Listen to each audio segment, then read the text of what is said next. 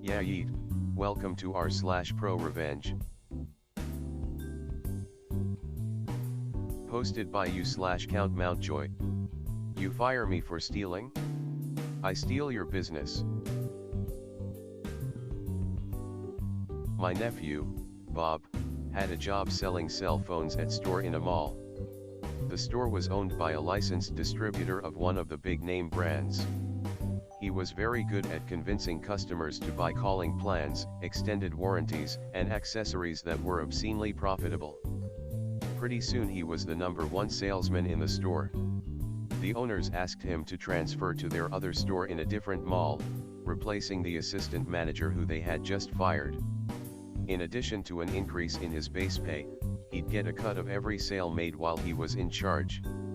It took him about 2 days to figure out why sales were down. Clueless sales reps and lousy management. The manager would disappear for hours at a time, leaving the sales reps to sit around ignoring customers.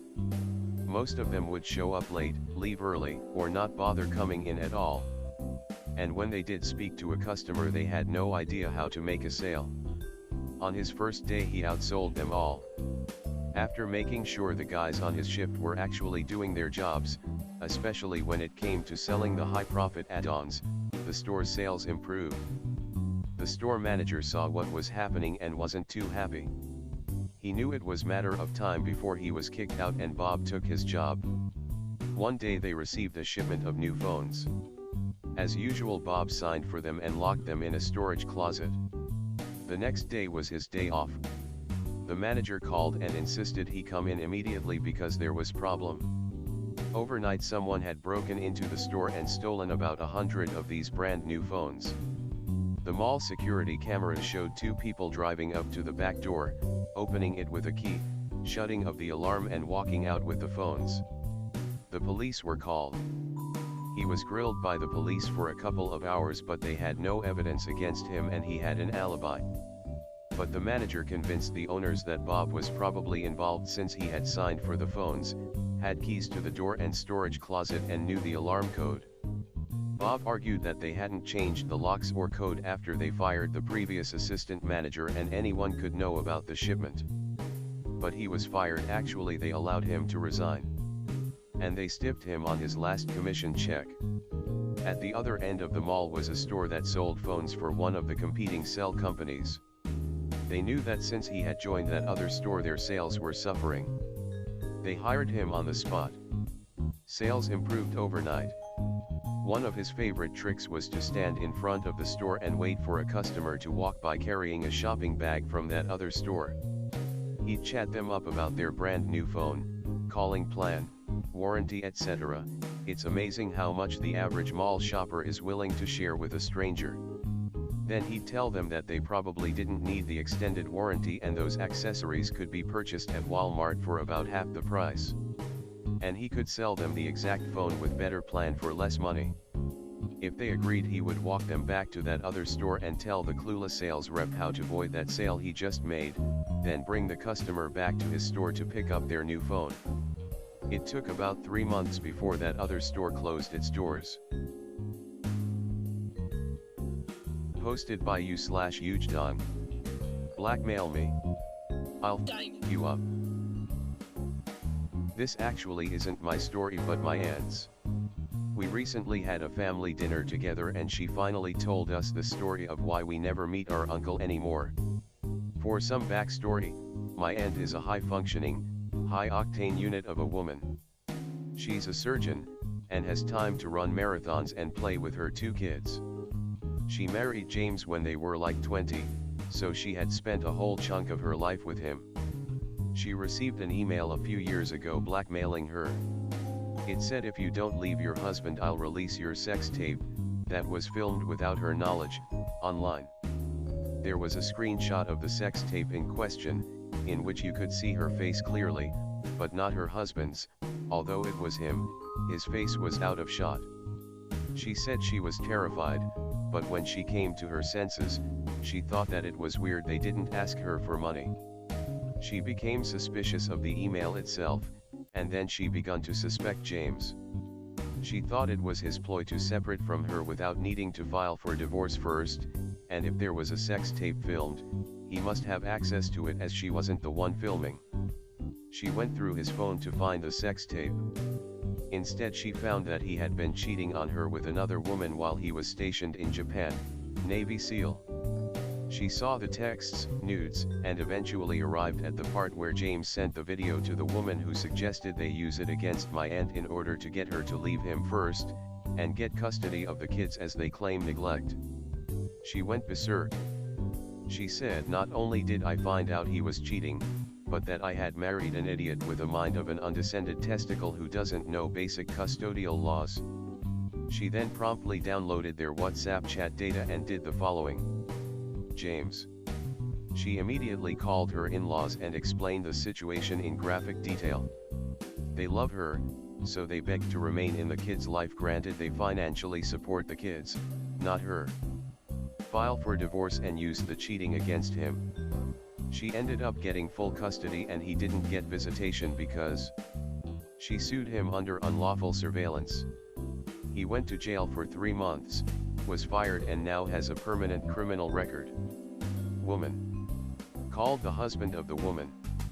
Explained the situation and sent him the texts and pictures.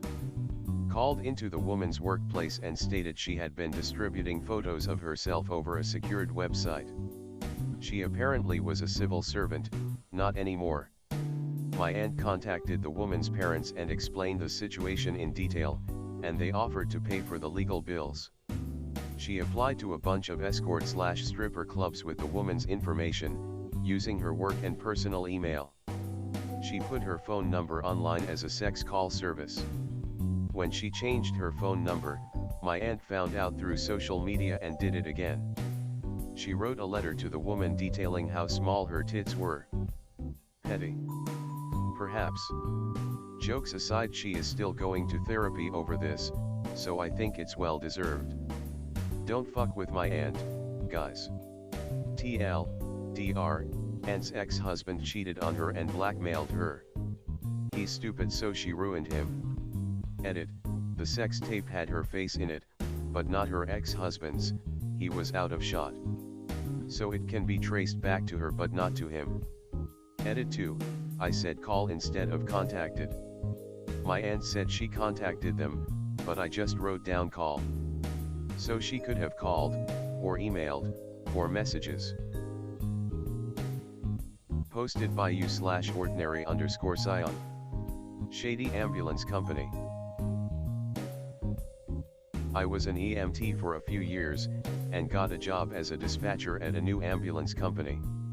I started catching on to some of their unusual practices, and it wasn't long before I became uncomfortable even going to work.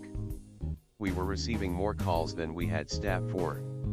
In which case, we should be giving accurate ADAs, so that the hospital/nursing home can contact another company if needed.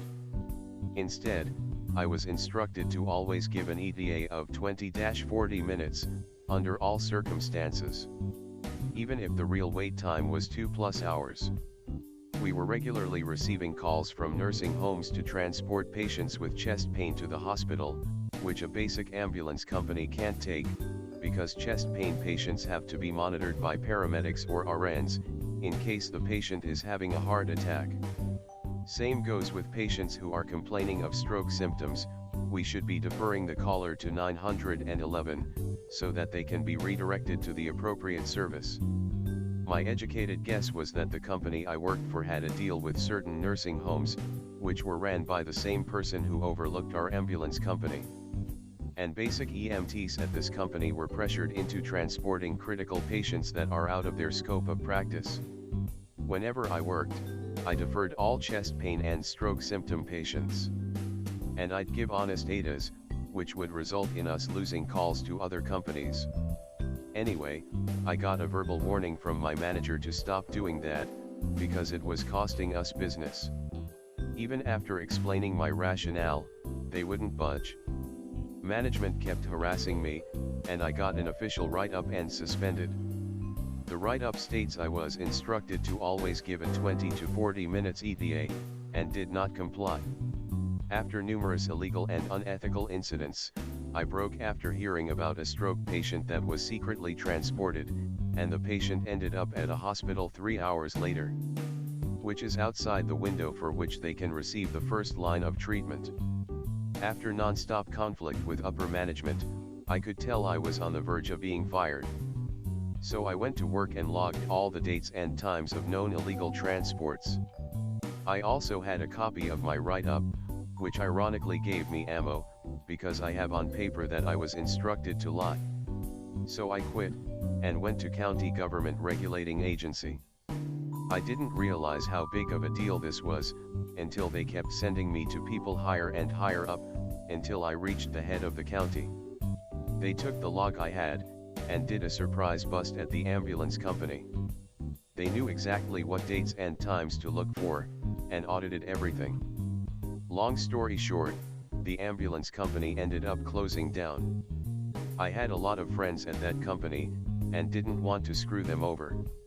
So I reached out to someone who owns a competing company, and they agreed to hire everyone from my previous company and give them a raise. TLDR, shady ambulance company harassed me and any employee that refused to partake in unethical business. With the help of EMTs who helped me log illegal activity, we shut the company down.